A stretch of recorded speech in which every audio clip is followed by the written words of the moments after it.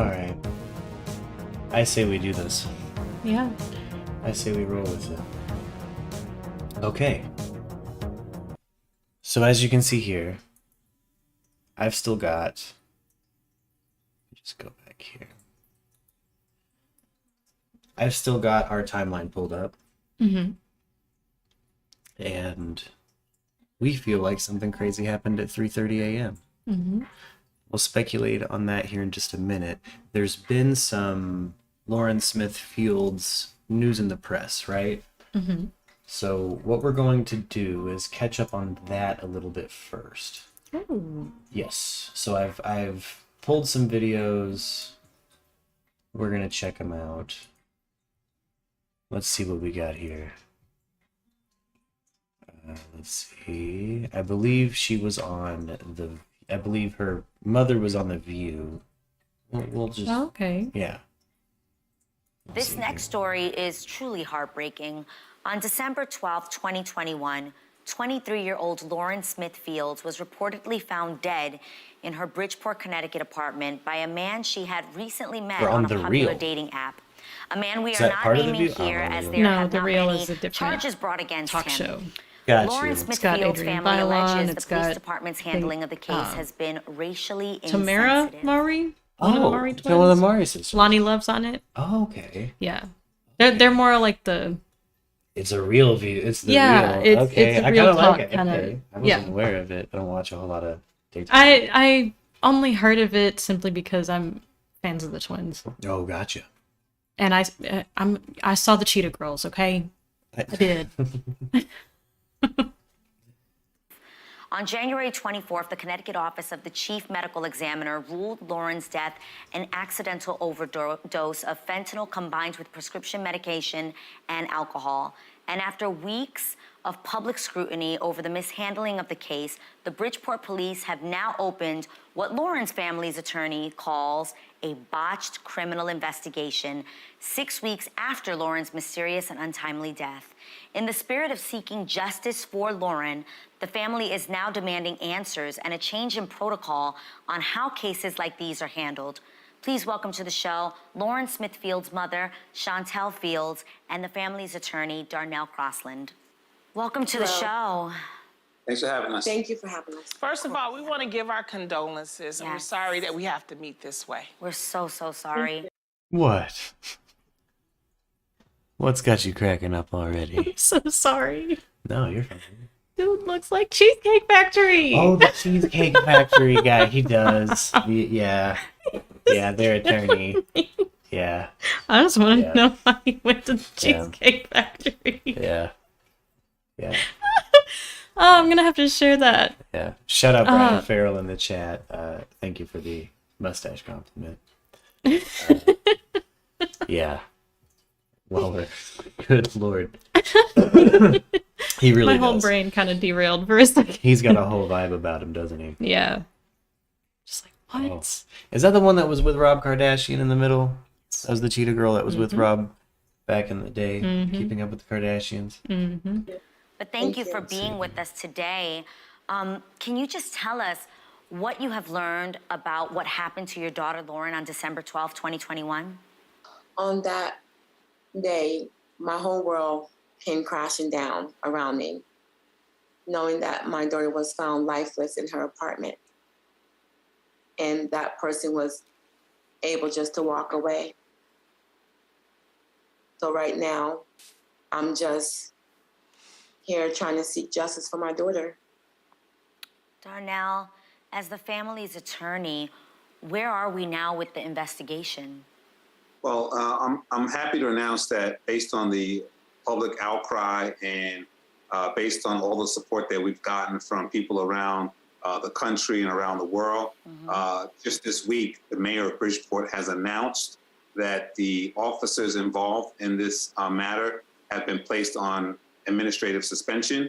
One of the officers also is forced to take early retirement.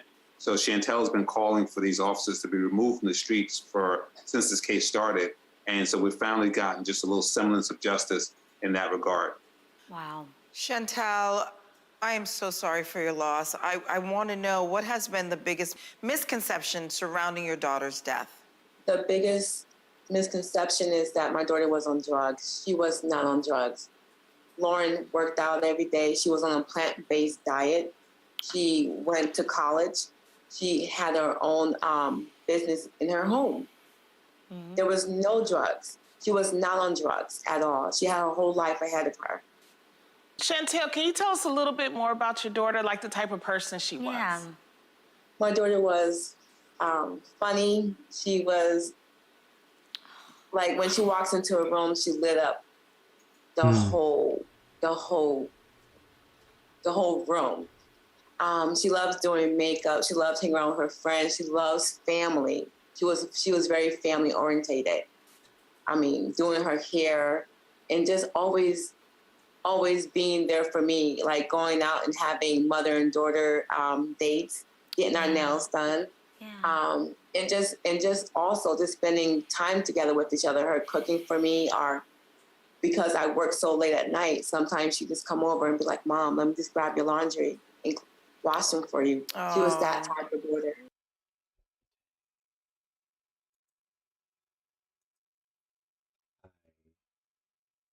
Mm. I also remember Jeannie Mai is also on that show. Oh. This next story. That girl. See you in like 5 minutes. Do that. And that night when he met with her, kept on drinking. Contact with. Let's go back a little bit. The suspicions, well, what I see when I go late at night, sometimes she just come over and be like, Mom, let me just grab your laundry and wash them for you. Oh. She was that type of daughter. Wow. So Chantel, are there go. any glaring suspicions surrounding I just your part daughter's one death? pulled up, but this was the suspicions, pretty good. Well, what I see when I first went there that night around 9 o'clock, when I seen a note on the door saying, if you're looking for Lauren, call this number. So I called the number, no one answered. And then when we went there, there was no taped off or anything. The person was allowed to leave. The police never got into contact with us. We had to keep calling the police officer, and he never ever responded to us. It's like when he said he's going to come over, he never showed up. He had the family waiting for first an hour, then later on 5 hours. What? I find it quite odd that when we walked into her apartment, it was not taped off or anything at all. And the idea that this person wrote in the police report that they kept on drinking.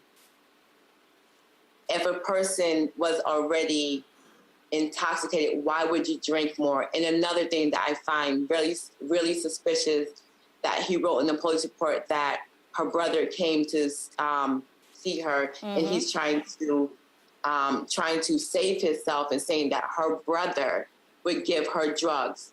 Her brother would never do that. And that night when he met with her, she was happy, there was joking, whether she brought the clothes out to him. But then this guy said when she comes back inside the house, she can't hardly stand. She goes into the bathroom, and then he lightly carried her to the bed and laid next to her. That was something you brought up too, like there's the carrying aspect of like his whole story. So Chantel, as we mentioned, the last man to see Lauren alive hasn't been charged with the crime, and his attorney claims he was investigated and did fully cooperate. What are your thoughts on his cooperation with this investigation? You're talking about my daughter was found dead on the 12th, all the way until now? What cooperations? When they came to the apartment, I think it was on our third day moving Lauren out of the apartment. That's when they want to do a forensic. Everything has been tampered with. We was moving our daughter out. The only thing that was left in there is several objects that they could have, but they have not turned it in yet for anything to be tested or looked at. My attorney calls. You can actually, if you want to.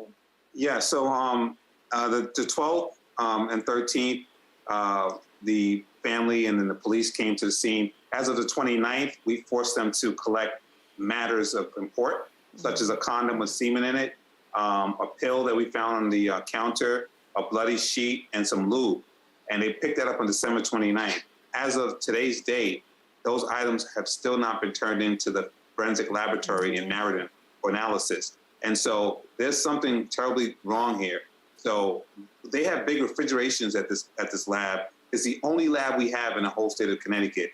And as of today, these items still have not been turned in. So we're like, what's going on with this? Where are these items? Why haven't they been analyzed? Mm-hmm. That's the most unnerving about, if you're going to tell us to leave the apartment, that you're going to do this whole forensic, and at the same time you want to ask the family to give them swabs because we're in an apartment moving, but at the same time, where's the swabs from that night? Mm-hmm. You know, they want to take our DNA, but they don't want to ask for that person's DNA or anything. And I find that absolutely rude. And they said to us, if we did not give them our DNA, they would not move forward with the investigation. Wow, dark. And just on that point, so it's simple. Most of the experts are saying that when you have a case like this, you treat it as a homicide, and if you have to dial it back, you dial it back. Correct. But you don't leave it alone and then try to pick up at the end. Right. So all the time that's gone by, we know the first 48 is important. We know it's important to preserve everything for analysis. And what they normally do in this world is that they have an unknown, which is unknown is the condom with semen in it. And then you have a known, which is the last person that was with Lauren before she died. Mm-hmm. You simply swab that person's mouth, a buccal swab for DNA, and you compare the known to the unknown. And that's how you do these investigations. Exactly. So now we have an unknown, and they just let the known go. And so we're like baffled. And why would you do that? Exactly. Darnell, specifically where... Because they took Matt's word for it. Mm-hmm. No questions asked. His cooperation, I asked, what has that been like? That's been dismal to none. So his lawyer now comes a month later and says something very, very strange. He was on a television show the other day, and they said to him, now that the autopsy's back, what's your response? And he goes, oh, we're not surprised with the findings. And my client's been waiting in the wings, he says, and waiting to cooperate.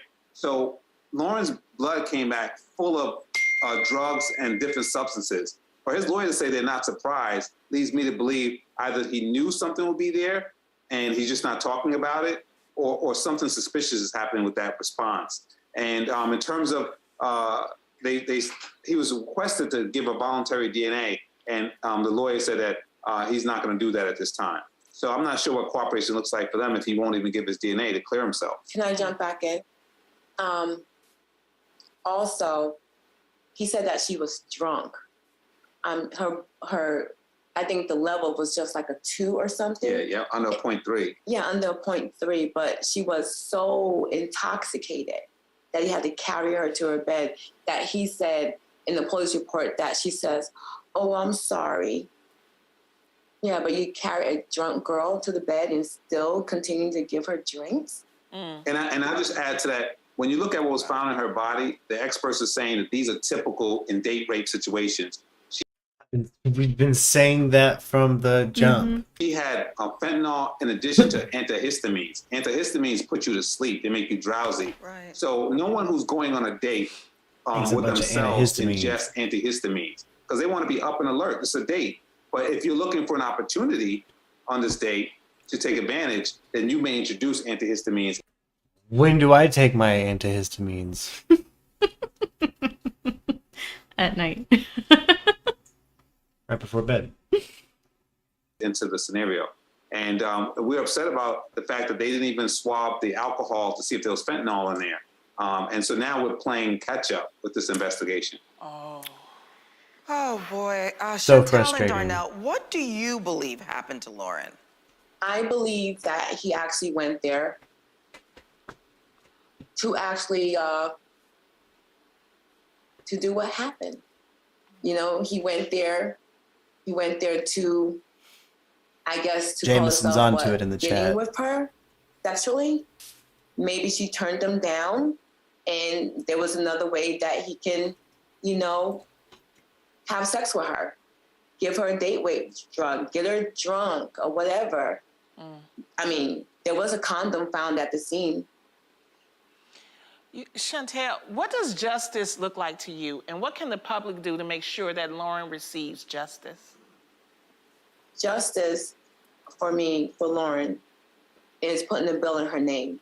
Justice is making sure that they make this person cooperate the proper way. Justice is making sure that the police department do what they say that they're going to do. Justice for Lauren is also for when they're asking me questions about these police officers, how come they're not doing their jobs? Right. They're more interested in other scenarios, but they're not doing their jobs. I want justice for every... Crazy that they're just taking Matt's word for it. Yeah. Black woman, every young Black This is crazy. girl in this world, to make sure that a woman of color, of any color, that family members going through all this stuff with the police department, that I want a bill to come in her name, that they have to act. They have to act as in within 24 hours, you have to let the family know that their loved one is deceased. Yes. And another thing is for them to actually know how to follow the handbook and how you're supposed to treat a family member We have to have an act, even though it's supposed to be policy. Lost a loved one. She was my everything. She's the only girl in our family. I mean, being her mother is the happiest time in my life. For those 23 years, she made me happy. Yeah. Now I don't know what it is to wake up and not see her, or see her walk through my door, or say, come on, mommy, get up. Let's do something together. I would never have that anymore. Yeah. That's why I want. My justice for Lauren is for everybody to realize that a Black woman, a Black child, life matters. Yes. It does. We are not rubbish. Absolutely. Yes. Absolutely. A GoFundMe campaign has also been set up for the Smith Fields family to help with legal fees. Chantel and Link in description. Got that GoFundMe in the description right now. All right. Now, this one was... I have another source video just while we're getting caught up on the news that's happened in the last few days. Police report details moments leading up to death of Lauren Smith Fields. Steve, thank you. And new details out tonight about the moments leading up to Lauren Smith Fields' death. News 12 Connecticut has obtained the Bridgeport police report, and our Mark Sudol takes us through some of the details. In this report, It is a shame, Bridgeport Susanna. police say when they arrived at the apartment of Lauren Smith Fields on December 12th, the man she met on a dating app, Matthew LaFountain, answered the door and was frantic. They say they found Smith Fields lying on her back on the floor, dead, with dried blood in her nose. Police say LaFountain told them the night before on their date, Smith Fields' brother dropped something off for her and she went right to the bathroom and was there for 15 minutes, but he never asked her about it. LaFountain told police he and Smith Fields had been drinking, and after she fell asleep on the couch, he carried her to her bed. According to the report, LaFountain says he heard Smith Fields snoring at 3 o'clock in the morning, but when he woke up at 6:30, she had blood coming out of her nose and she was not breathing. He says that's when he called 911. It was later revealed that Smith Fields died from an overdose of drugs and alcohol. The police department opened a criminal investigation after the medical examiner released the cause of death. Now, 2 Bridgeport police detectives involved in the investigations of Lauren Smith Fields and the untimely death of Brenda Lee Rawls have been put on administrative leave. Mayor Joe Ganim says the families felt disrespected by police and were not notified of these deaths in a timely manner. Insensitivity, disrespect in action, or deviation from policy will not be tolerated by me or others in this administration. But it is. It is an unaccepted failure. Seemingly rewarded. Policies were not followed. To the family, If you're Cronin. friends, and all who care about human decency, that should be shown in these situations, in this case by members of the police department. I'm very sorry. Ganem says the deaths of both women are still under active investigation and have been assigned to other members of the Bridgeport Police Department. Mark Sudol, News 12 Connecticut. And we reached out to the family's attorney for comment, but have not heard back yet. Man. See, it's, yeah. Okay. Now, here is where we were finding, here's where we had cited like the official according to the police timeline. Mm-hmm. And we had, I believe, something minutes in, we have the question about Yeah, it's 3:30 a.m., right? yeah. It's this little batch right here. Yeah, right? it's that paragraph that's in there. Okay. I want to go back over that because that's kind of the reason for the season today is 3:30 a.m. and what we think happened and where police corruption plays into this. You know, because I'm looking at Cronin. You know, dude, I believe is currently suspended off the force, but he shouldn't have that implies he's returning. I don't like that. Need some serious police reform in Bridgeport and everywhere. I wonder how long he's suspended for. Did they say? They did, but I forget how long, a couple weeks or something like that. Maybe longer. I don't know. Heard from the family's attorney, Darnell Crossland. As a matter of fact, they But filed a go notice back of over claim. They're this going to because it sue has the the- city of Bridgeport, so they had to file their claim of notice, and they did that, and I want to read part of that. According to the incident report, present at the scene was a... Okay. According to the incident report, present at the scene was a white man named Matthew Fountain, man of Lauren's father. Let's see, based on the crime scene. Based on the way the crime scene was processed, there is reason to believe that Detective Cronin has some connection to Mr. LaFountain and may have unofficially arrived at the apartment to assist Mr. LaFountain in a cover-up around 3:30 a.m. prior to Mr. LaFountain officially dialing 911. That's crazy. But I'm wondering. But it makes I know the it timeline says- makes so much sense. I know it says based on the way the scene was processed, but that means that there's something there. It can't just be that it was haphazardly done at 6:30 in the morning. Like, it has to be, there was some damning stuff that they might have found where they do have proof Cronin was there. They have to have. Yeah.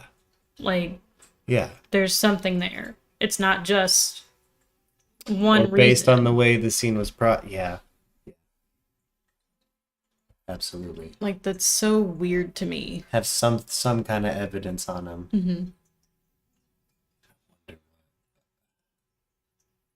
What it could be and what could be happening in Bridgeport. Mm-hmm. And how the hell they're connected and what do you think the person who was with Cronin maybe reported this? Like, hey, Cronin's not acting right. Or maybe when Well, I don't know. grilled, maybe when questioned. I wonder if the other person spilled the beans and said, look, Cronin. Or maybe that Cronin was just like kind of something that was said, you know, as he was being processed that night. Yeah. Maybe like nonchalantly Cronin said something Yeah. and didn't think anything was going to come of it. I don't know. Yeah. It's just so. Based on the way the scene was processed, there is He reason asked to him about believe it. that Detective Cronin has some connection to Mr. LaFountain and may have unofficially arrived at the apartment to assist Mr. LaFountain in a cover-up around 3:30 a.m. The physical evidence on the scene was a pill used as a sedative, a condom in the bathroom with semen in it, and a round blood stain in the middle of Lauren's bed. There was also a plate of food turned over on the living room floor. I'm just running through those details again in my head. Like, And they took his word for it. it sounds like there's another narrative at play here. Like the other officer at some point came forward and was like, all right, yeah, no, you caught him. Mm-hmm. Something happened. I think he covered it up. He maybe said to this other person that he'd been there at 3:30. I don't know. a.m. prior to Mr. LaFountain officially dialing 911. There is zero connection between any detectives and my client, Mr. LaFountain, in this matter. I just want to state that it's a fact. And the media has been alleging that Mr. LaFountain is a married man who is 50 years old. That couldn't be farther from the truth. He is single. He is 37 years of age. I'm not sure if that makes him old enough to be the decedent's father in this case, but let's just set the record straight in that regard. Single and 37. Gotcha. I want you to take a listen now. We've got... Knows that he's pressed for time and doesn't answer the question about the conspiracy. You know, I just wanted to play that through because he never addressed that. It's one of the most bold, ridiculous things. Like, of everything in that statement that you should address, that was probably it. Yeah. And he missed it. And he missed it. Yep. Like, just... Let's see, from 5 days ago, 2 detectives now suspended. So let's see what, like, the Cronin story, remind ourselves of the Cronin. Investigation into the death of... Pretty sure they'll say how long he was suspended is really another thing I want to see. Lauren Smith Fields. She's the college student from Bridgeport, Connecticut, who died after going on a date with someone she met on a dating app. For weeks, her family has questioned how the department has handled her investigation. And tonight, the mayor is blasting the probe and putting 2 officers on leave. And there are new questions about another woman who died under similar circumstances. News 4's Anjali Hemphill is in the newsroom with the major new developments tonight. Anjali? Gilma, tonight, the Bridgeport mayor made a public apology to the 2 victims' families and said both cases have now been reassigned to other members of the police department. But I want you to know that I am extremely disappointed with the leadership of the Bridgeport Police Department and have found the actions taken up to this point with regards to these 2 investigations unacceptable. Scathing remarks Sunday night from Bridgeport Mayor Joe Ganim regarding his police department's handling of 2 women's mysterious deaths on the same day in the same neighborhood. After viewing these matters even more closely and in the absence of the police chief, I've directed the deputy chief, Chief Baraha, to immediately put on administrative leave the 2 officers who are the subject of the Bridgeport Police Internal Affairs investigation. Hi guys, welcome back to my channel. Last month, 23-year-old Lauren Smith Fields was found dead in her apartment after a date with a man she had met on the dating app Bumble.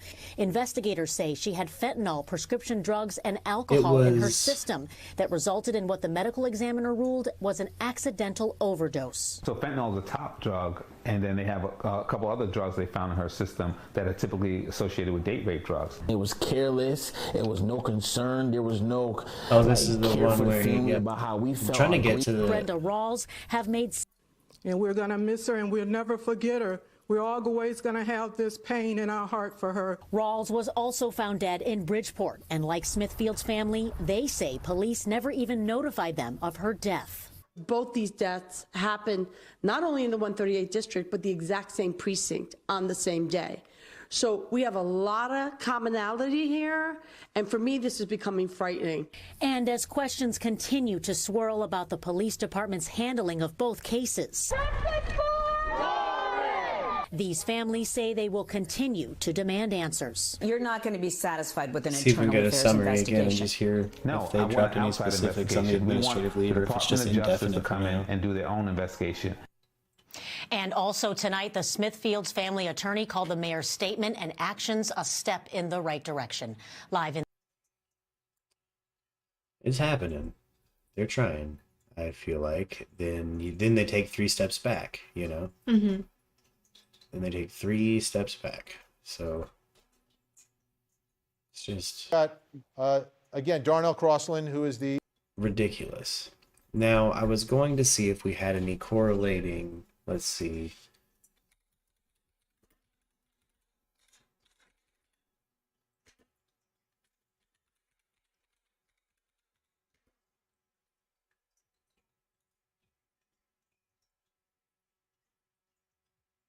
Nine months ago, body cam. Former Bridgeport police chief facing multiple charges from a year ago. Let's see this. Aisha, the people that I spoke with tonight say that they aren't surprised about the arrest of Bridgeport's former police chief, but go on to say that they hope with this latest arrest that it can build bridges between the community and law enforcement so that everyone can move forward. What? Chief, do you have anything to say? Chief of Police Armando Perez leaving court after being arrested for allegations of rigging his police chief examination back in 2018 and making false statements to federal agents. The news not Y'all cheating on tests? What? And he was the police chief just in 2020, so not shocking to many. What it looks like is that the chickens have come home to roost. You can't cheat and stay in a position. It's almost comforting, right? Because it's just confirmation that everything that we've been shouting, everything we've been fighting for has been brought to light. I don't think anyone really that lives in Bridgeport is surprised by this. I think people have been waiting. The city's acting personnel director, Really? David Dunn, also accused in the same I would scheme. be. A federal complaint I'd be alleging hella that in February of surprised. 2018, Dunn officials. oversaw the police chief examination process to determine the top 3 scoring candidates. Investigators say Dunn stole confidential examination questions and emailed them to Perez. The FBI says Dunn had an outside consultant tailor the process to favor Perez. They allege Perez enlisted 2 Bridgeport officers to secretly draft and write his exam. Do you, Rebecca Garcia, have been chosen this was Cronin's boss at one point. to the position of acting police chief? Hours after Perez was arrested, he resigned and Assistant Chief Rebecca Garcia was sworn in as interim police chief. Bridgeport Mayor Joe Ganim stressing that the police department is here to protect and serve. Certainly there is a grappling for... Here he is a year ago, still having to defend the police. Oh my gosh. some of the... You could make a Bridgeport police corruption iceberg, like one of the online icebergs, and just... Yeah. That's a lot. What has happened? Move out of Bridgeport, people. Move out. Uncertainty. Move away. But I can tell Move you out of this, there. that the members of this administration remain committed to you as residents of this city. Y'all public servants, y'all work for us. We are here to be peaceful and to meet in the middle. Outside of Bridgeport Police Headquarters, protesters already urging that the next chief needs to be chosen with public input. It's not as simple as just placing the next person in order to take his place. We are not going to accept that, and we know that every single person that has been around him and his corner is involved in the same corruption. Lawmakers say this investigation further strengthens their passage of the Police Accountability. You mean potentially like celebrated investigator Cronin, who probably was homies with this guy? Bill passed over a month ago. The culture of policing themselves has to be upset. I think it's these types of incidents that show just why it's so important to have citizen and civilian oversight of police departments throughout the state of Connecticut. More police corruption in Bridgeport. Both Perez and Dunn are facing multiple charges, including wire fraud, and if convicted, they both could face. Now, again, I just broad searched corruption.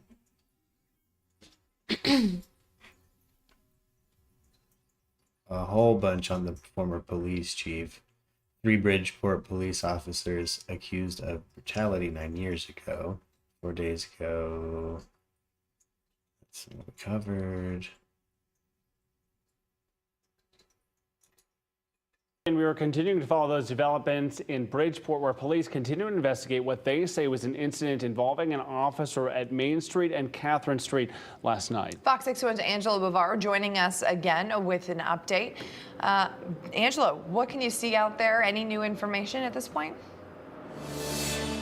Yeah, good morning, guys. So we are still waiting on that update about what exactly this incident was that involved police here in Bridgeport, but this investigation, it is still very much active this morning and at this hour. So I want to get right to the scene. This is right as you enter the city of Bridgeport, right at Catherine Street and Main Street.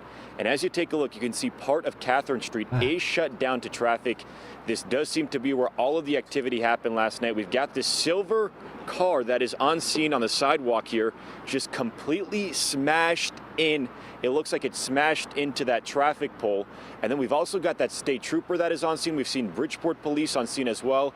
And if you look to the left of them, we've got, of course, these police cars that are on scene, but it does seem to be other cars. We've got about 3 other cars that do not look like police cars that are here in that police tape as well. So we've got that black car, that white truck. There's been and we've got ongoing black internal SUV up front here. investigations at Those do not Bridgeport appear like to for be police years cars now, from what it we can sounds see. like. But state troopers have been searching those cars as well this morning. And check this out, because we do have some video from last night showing there was a large law enforcement presence out here as well then. Now, at that time, police did appear to be focusing on this silver car with that smashed front end, and FBI personnel also at the scene last night. And then we also saw an ambulance leaving the area as well. However, no word yet about any injuries or if anybody was taken to the hospital at this point. So, again, Bridgeport police only confirming this. You know who might be able to give us a good rundown of what's going on the ground and like what it's like to get arrested by Bridgeport PD? Who? Molly Golightly. Oh boy. She could make it in that system and get back out and tell us exactly what she saw. She could infiltrate. Molly Golightly could do it. If there's Think so? if there's an agent of chaos that they will arrest in Bridgeport, it is definitely Molly Golightly. She needs to go running full into the Lawrence Smith Fields situation. As a brief aside, speaking of Aunt Molly, I saw her doing a Summerwell's birthday party, which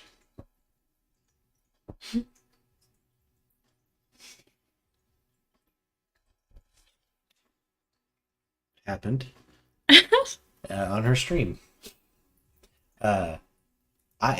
Police corruption in Bridgeport, man. Something happened at 3:30 a.m. at that apartment. I'm convinced that where there's smoke, there's fire on that one. And I think Cronin's involved. And I was going to type in Cronin. Just Cronin. And see if we can get anything. 4 days ago, 2 Connecticut officers went for allegedly was handling investigations.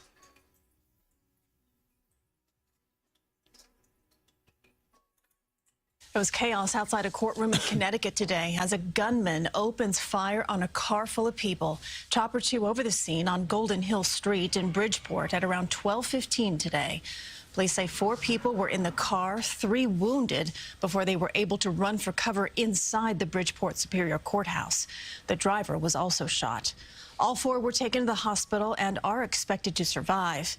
Investigators say it appears these victims were targeted. So far, no arrests. Connecticut State Police say they will send troopers to the Bridgeport area to prevent any possible retribution.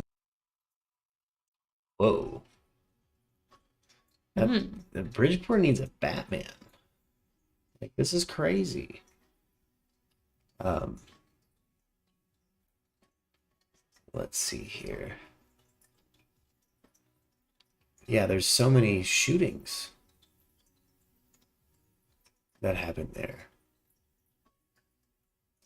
This is crazy.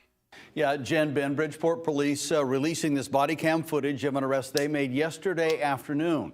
The police department releasing these videos because they say other videos were being spread on social Cronin, media. apparently a cop 3 involved separate in all of angles these of the in arrest the were last captured on 2 camera, and for cases. clarity, we're showing you all 3.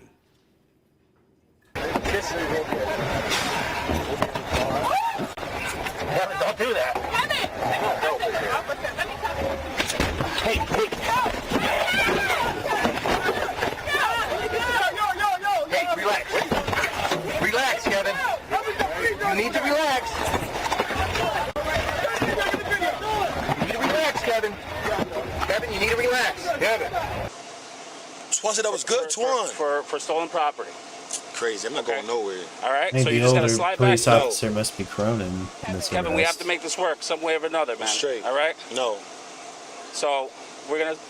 No. What's the charges? It's burglary. Burglary my eyes. No. All right. So. Yo, Dad. Hey, Kevin. Nah, come on. Nah. You choking him.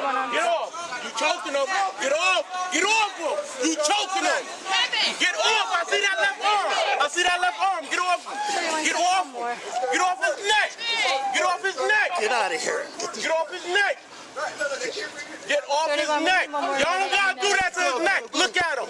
Movement acknowledgement from the suspect. The statement goes on to say, quote, the Bridgeport Police Department is committed to partnering with the community and providing quality police services while remaining open and transparent as possible. Bullshit. There is an active administration investigation into the actions by the officers involved.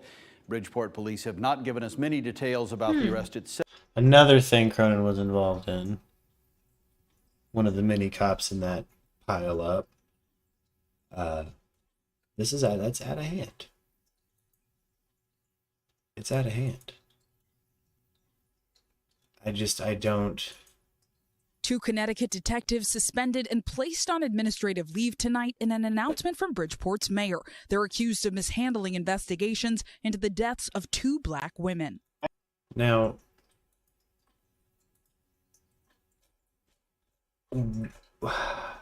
what do you think he helped with in covering up? Do you think it was just him omitting,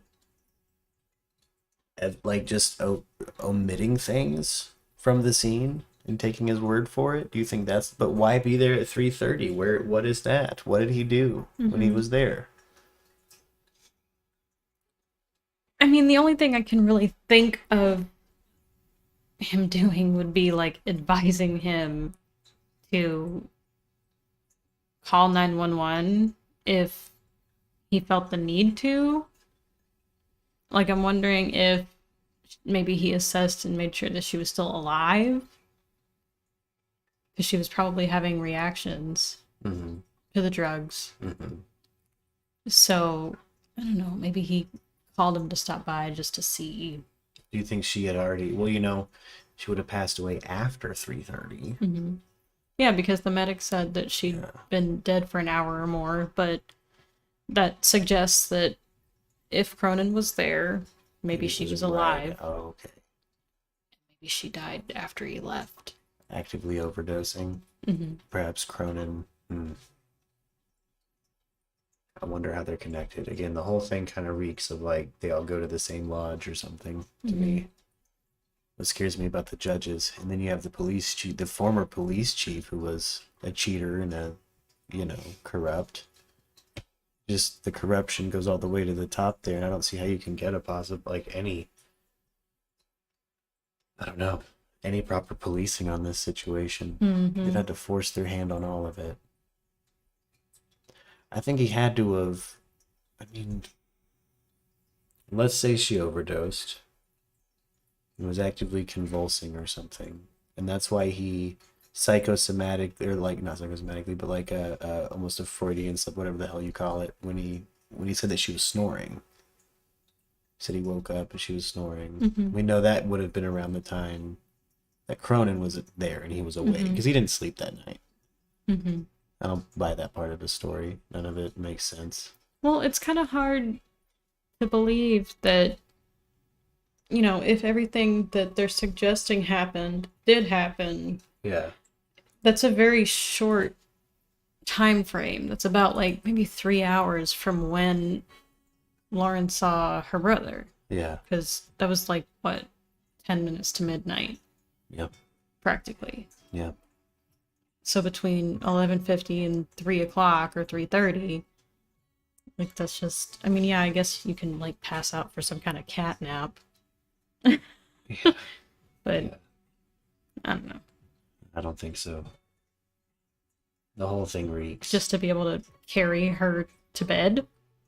Ain't happening. Yeah.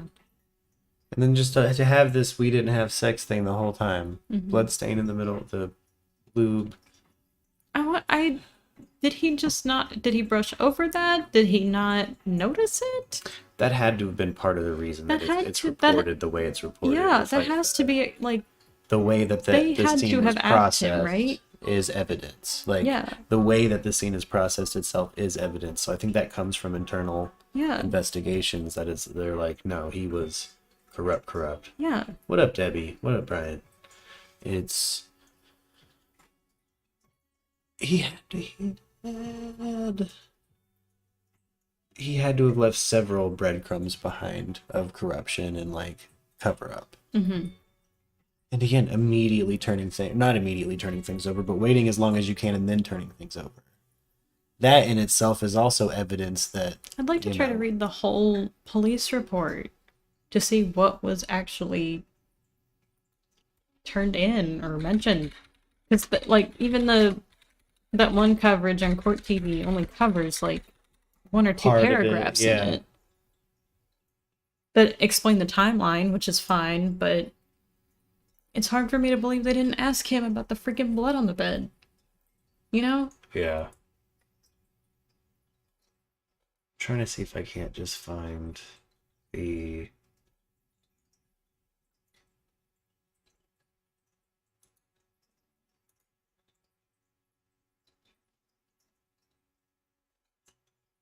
Or the incident report. There we go.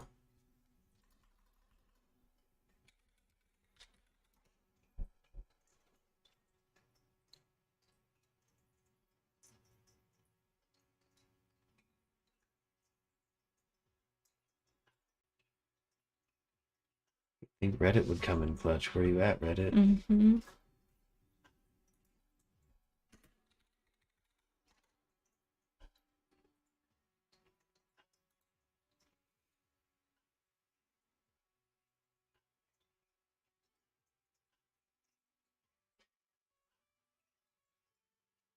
Let's see what we can find. There have been several boards open for Lauren. A couple that I've been on.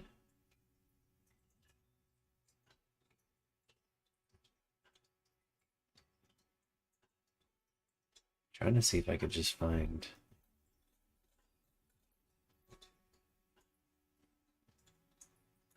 What is these?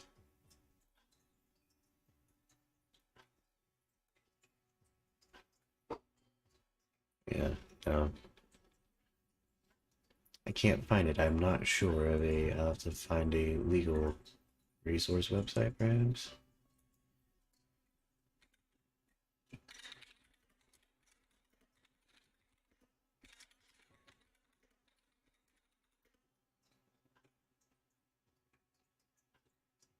Should I put?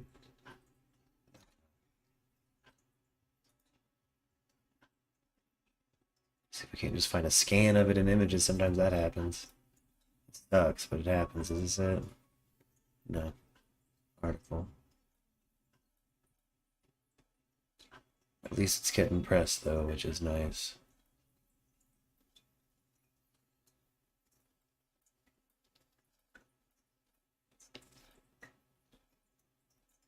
No. Okay.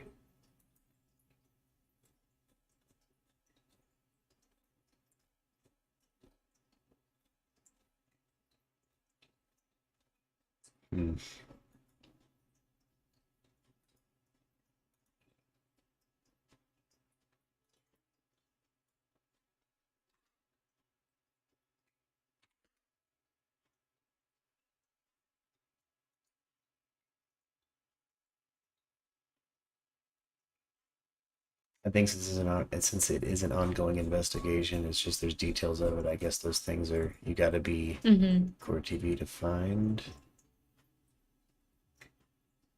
Hit up the news and look. Go back to all.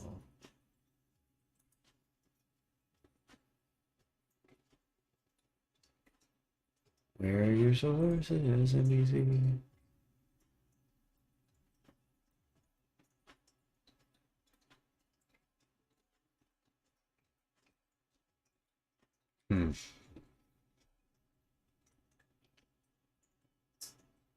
Right on, Alley Cats. What up? What up, Alley Cats? Dominique Moody.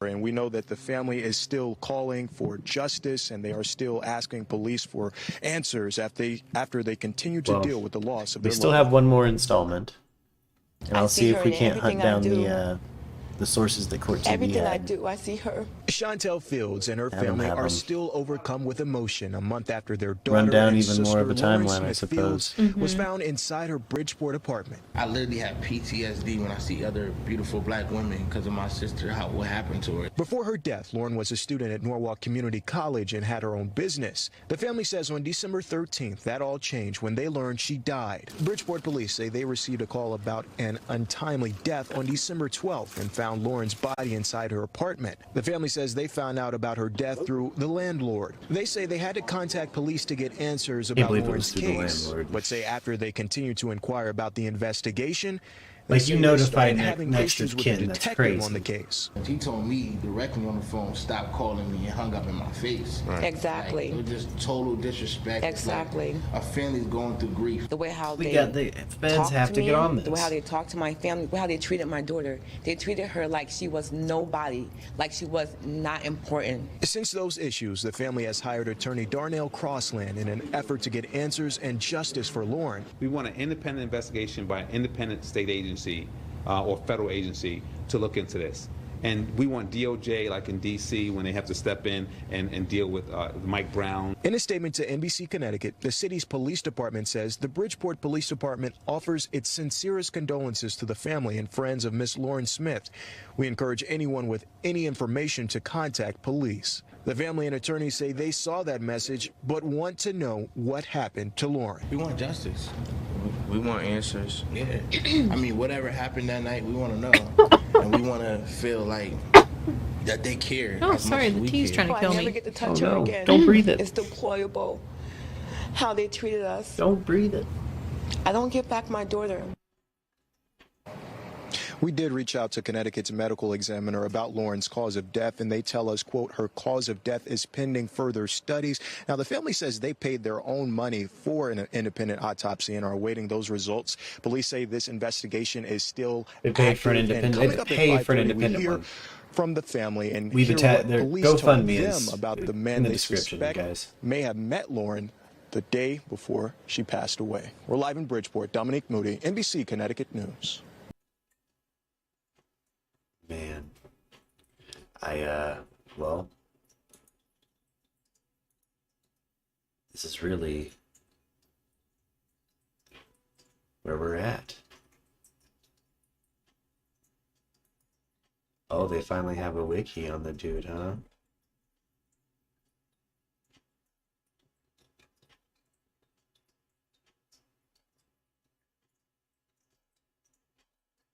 Okay.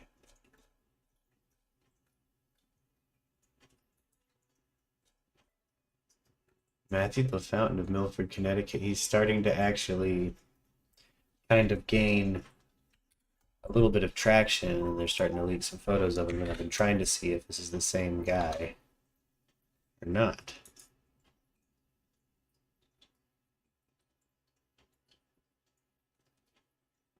Because this is one of the photos I've been seeing of him.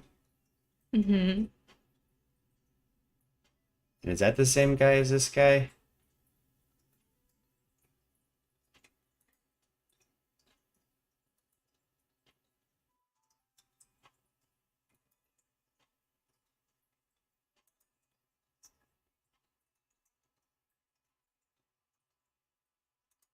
See, there's a different photo of Matthew LaFountain.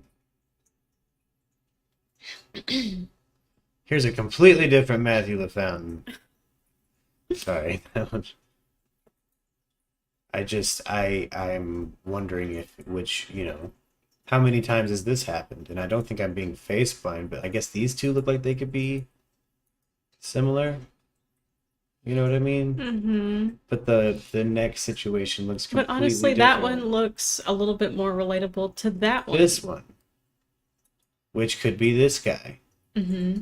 still doesn't look like him. It doesn't look this and this though. No.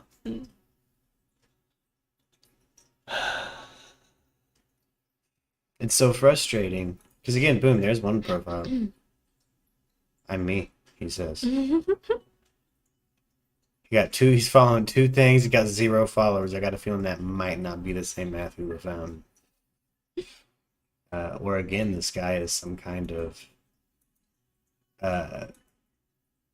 catfish with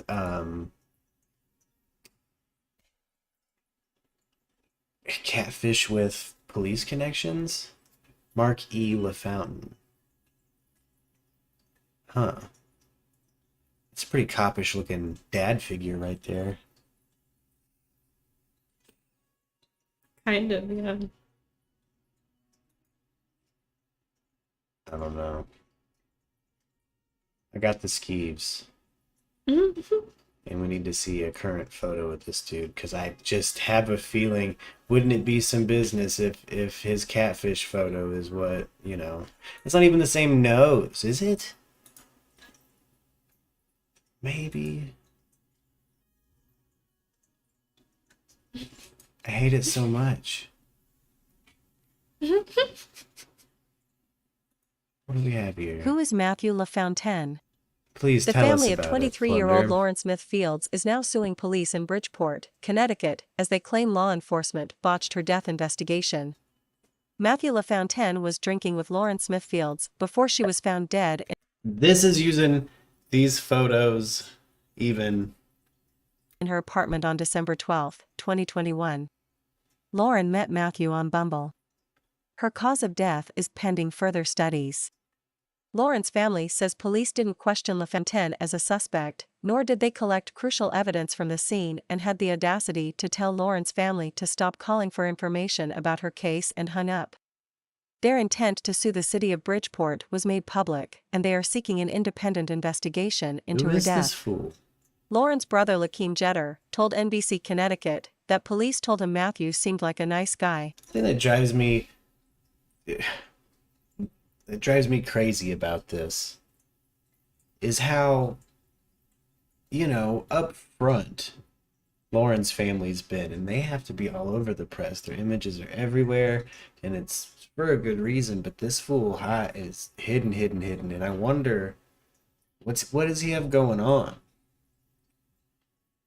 I have a Nancy Grace level of distrust when it comes to him. Like, this feels like a catfish. Well, also given the fact that that same photo that he used as Matt LaFountain on that dating app is the same photo from an account called Matt Man. Now, let me see if I can.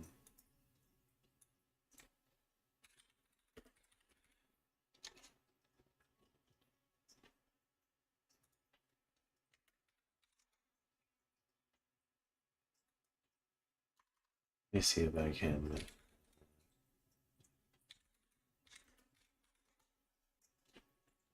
Oh, I can't find it. They scrubbed it. It was a point.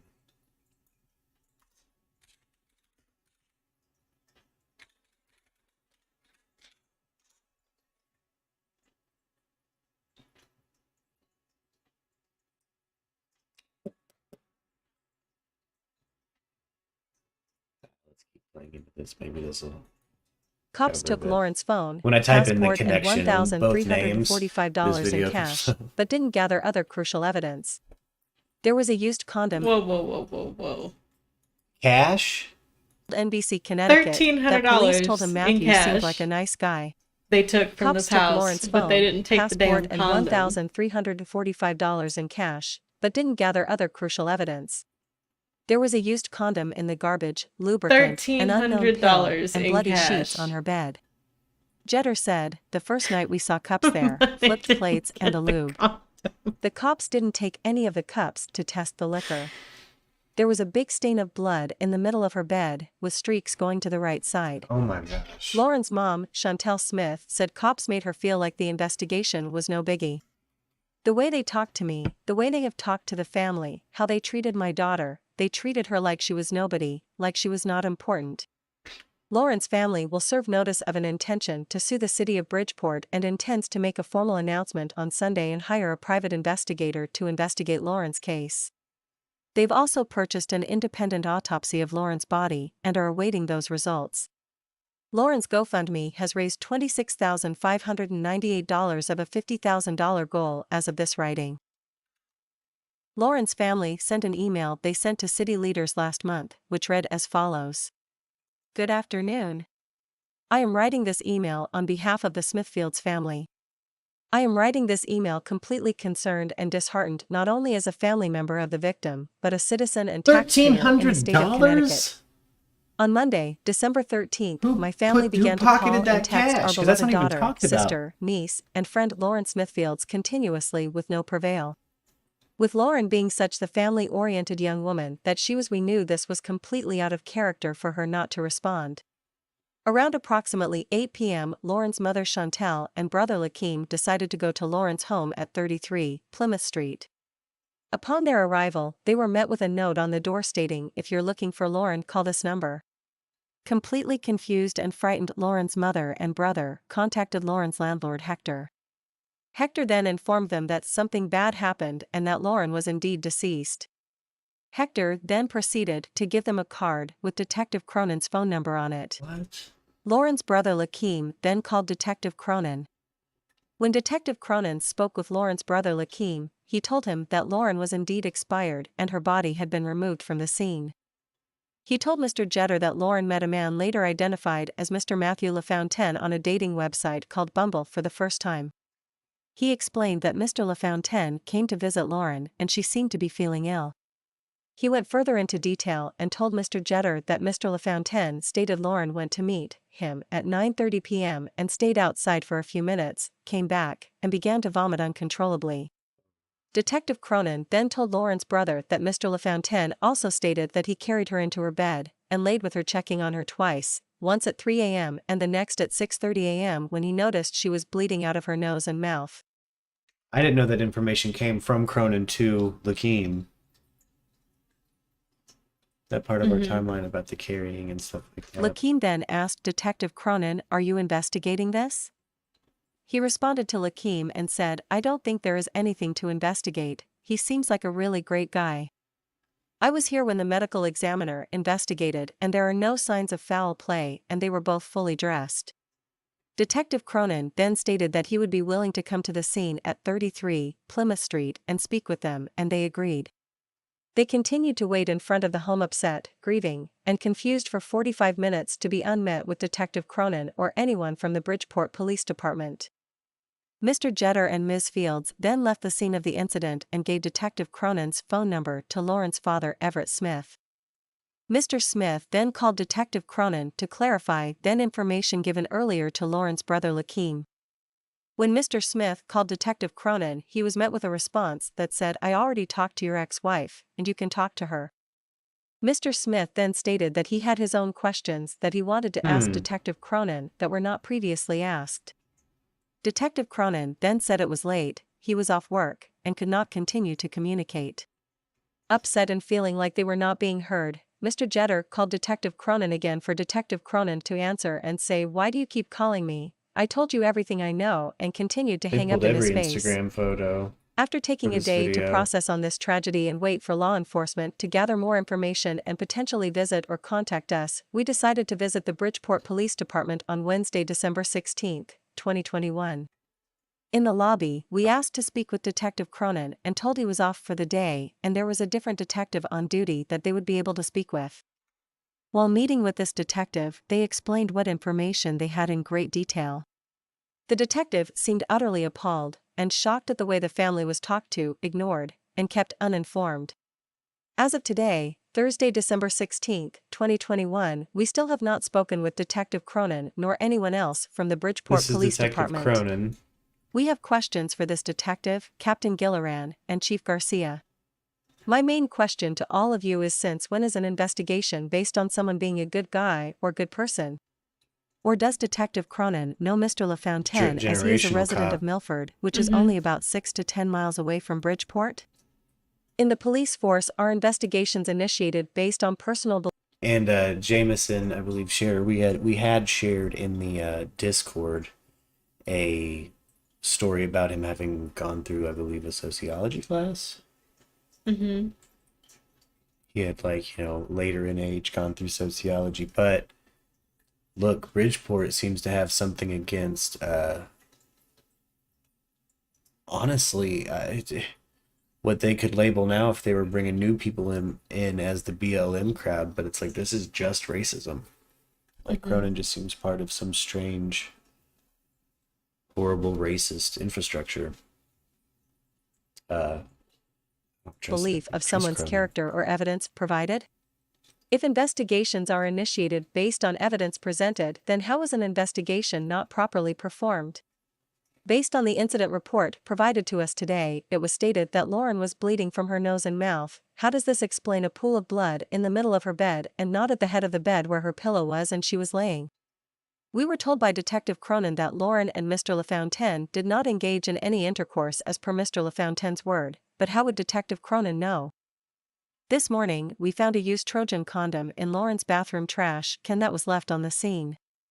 Did Detective Cronin see the condom in the bathroom?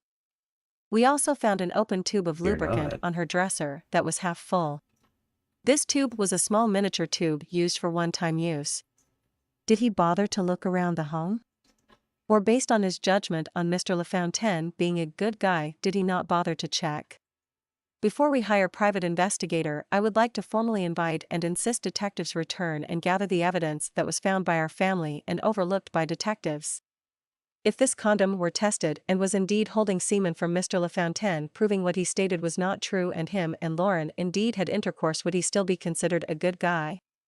I, along with the voters in this state, demand better not only from our police department, but our local officials.